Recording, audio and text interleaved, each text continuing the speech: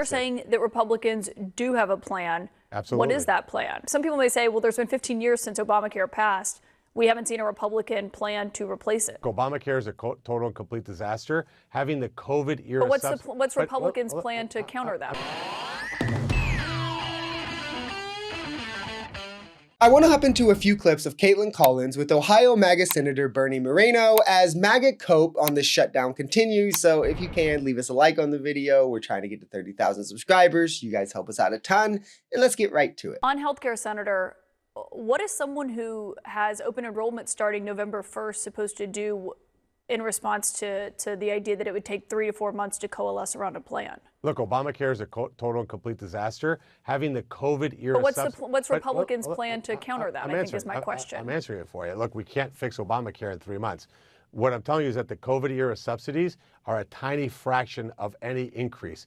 The increase is happening because Obamacare is broken. It's a complete abject failure. There isn't a single Republican that voted for Obamacare. We've spoken a few times before about how Obamacare has become this nefarious, faceless thing that MAGA can just point to in hopes to distract from their lack of a plan on healthcare, as nothing in Obamacare could even logically cause these disasters they're saying it is. It's clearly the privatization and profit motive, which is why other countries that restrict that or ban it outright all have better access and cheaper costs than us, but I'm sure it's those Obamacare subsidies.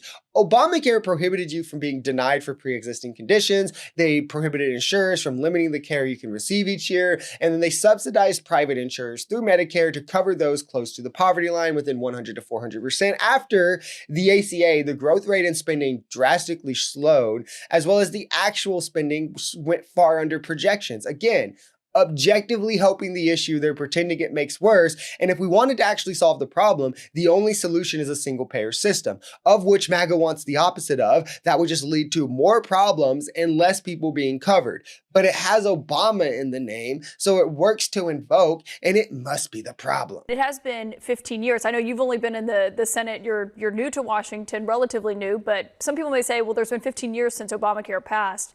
We haven't seen a Republican plan to replace it. Well, Obama was president for 4 years. President Trump was president for 4 years.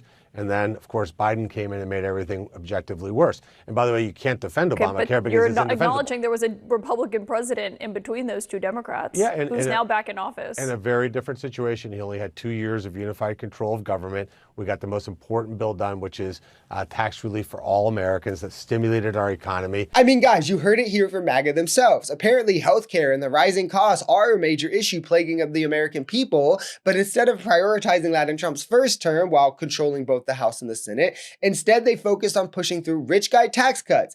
Objectively went mainly to the wealthy, where any scraps for the middle class were temporary anyway. This is MAGA priorities. They did it then. It was their priority this time again. The wealthy will always come first. Republicans will never propose a plan on healthcare because they don't have a plan that fits in with their ideology that actually solves the issue. You can't make the rich richer, can't make your donors rich and fix the issue. And that's why we haven't had a Republican plan since Obamacare beat Romneycare, because it's easier to just pretend Obamacare is the problem and point at Democrats than it is to admit you have no solutions. You're saying that Republicans do have a plan. Absolutely. What is that plan? Well, I mean, we have to have can people see it? Sure, we have to have PBM reform. We have to look at the ways that we have a lot of waste, fraud, and abuse in the healthcare system. We have to let the marketplace work. There's no transparency or competition. You look at some things like, for example, the Oklahoma City Surgery Center and what they're doing. That's really innovation in healthcare, more remote, having nurses be able to treat patients in a different way. Guys, I want to take this point by point to just show how this was entirely buzzwords and nonsense, literally no substance or solutions.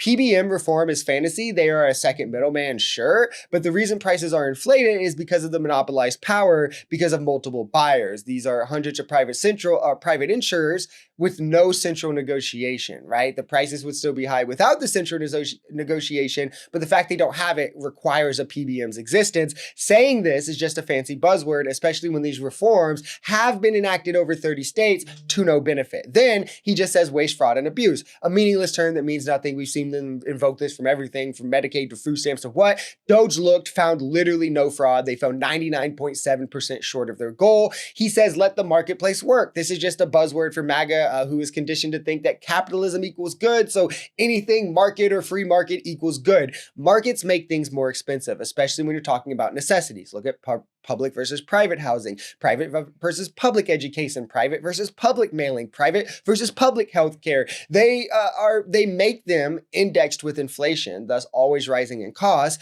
and you objectively leave people without the service if you privatize it. He then says more competition. This is another capitalism buzzword. We have hundreds of insurers. The idea that competition is what's needed is hilarious. Again, the sparse isn't the word. The influx of competition is what allows the monopolization power for big pharma. It is what requires the need for things like PBM. So now he's invoking buzzwords that are in direct contradiction with each other. He then goes on to list a bunch of healthcare procedures. This is also disingenuous for MAGA. They constantly do this, usually just try to say like single payer means that the hospitals will be government run or the doctors will be government run or something, when procedures don't have any bearing on any of these conversations. What we're talking about, and the only thing we're talking about, is a healthcare payment system, not a healthcare system. The idea that, oh, we'll start using new tech, or oh, we'll start doing remote stuff, or oh, we'll start doing new procedures and now insurance will be cheaper, is again a fantasy that relies on complete ignorance as to how the system actually works.